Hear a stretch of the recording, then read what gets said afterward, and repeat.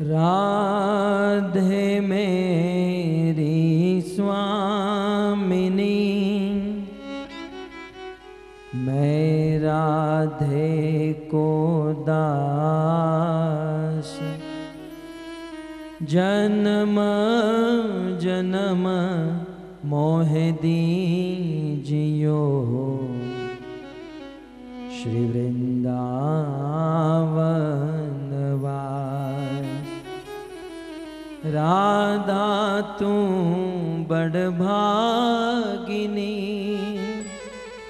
कौन तपस्या कीन, तीनों लोक के नाथ है, सो तेरो आधीन।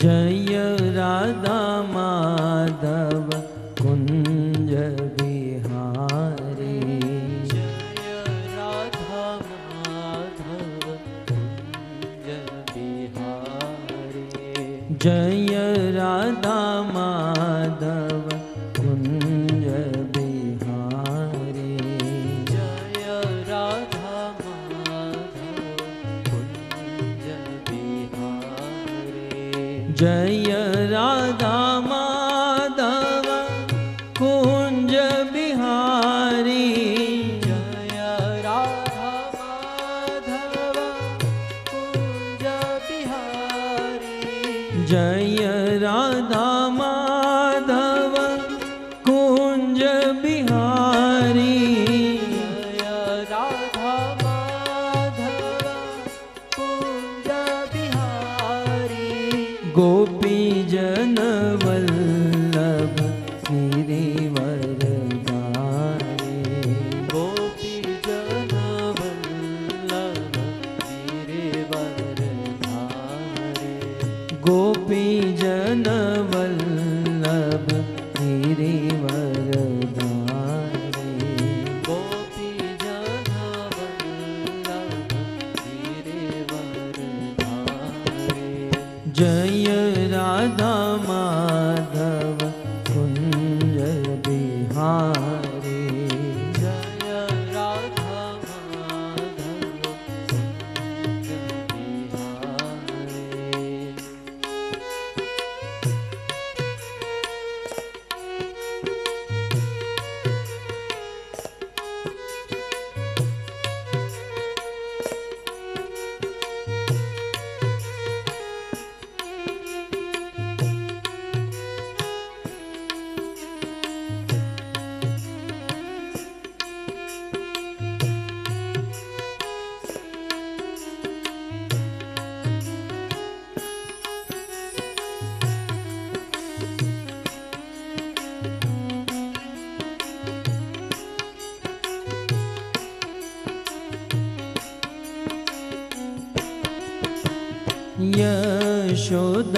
यशोदानंदन व्रज जन रंजन, यशोदानंदन व्रज जन रंजन,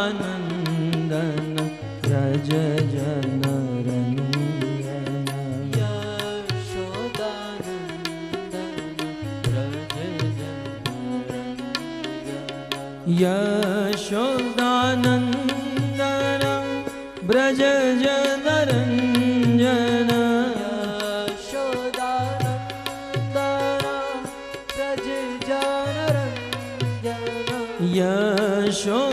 यशोदानंदन व्रज जन रंजन,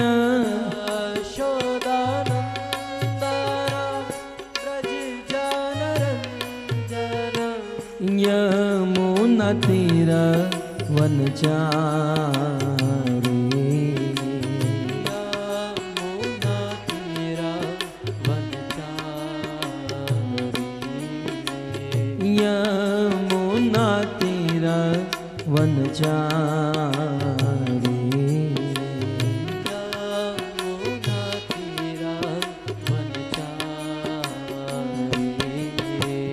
जय राधा माधव कुंज बिहारी जय राधा माधव कुंज बिहारी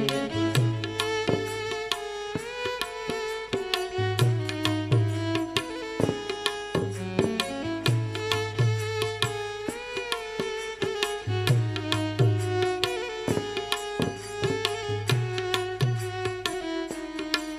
राधा माधव कुंज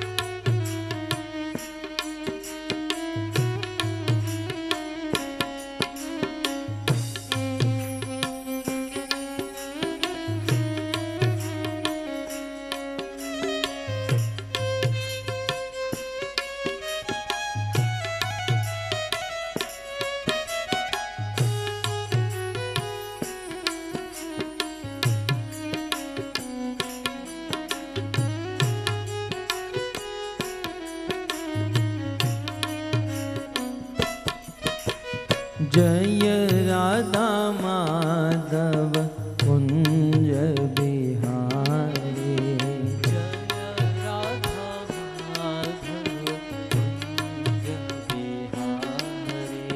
जय राधा माधव कुंज बिहारी जय राधा माधव कुंज बिहारी राधे राधे राधे बरसाने वाली राधे राधे राधे राधे बरसाने वाली राधे राधे राधे राधे बरसाने वाली राधे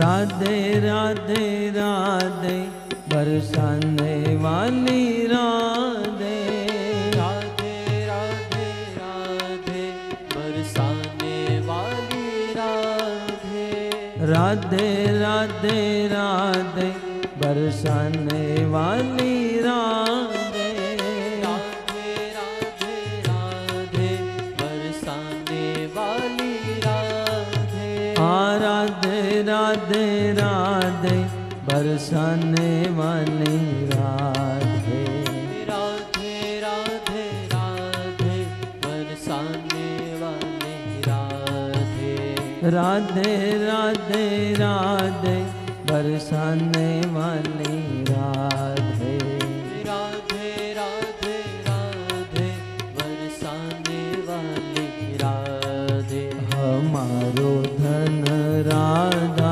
श्री राधा श्री राधा हमारो धन राधा श्री राधा श्री राधा परम धन राधा राधा राधा राधा राधा परम धन राधा राधा गाइए प्रेम से गाइए राधा परम धन राधा राधा राधा राधा राधा परम धन राधा राधा राधा राधा राधा हमारो धन राधा श्री राधा श्री राधा हमारो धन राधा श्री राधा श्री राधा जीवन धन राधा राधा राधा राधा राधा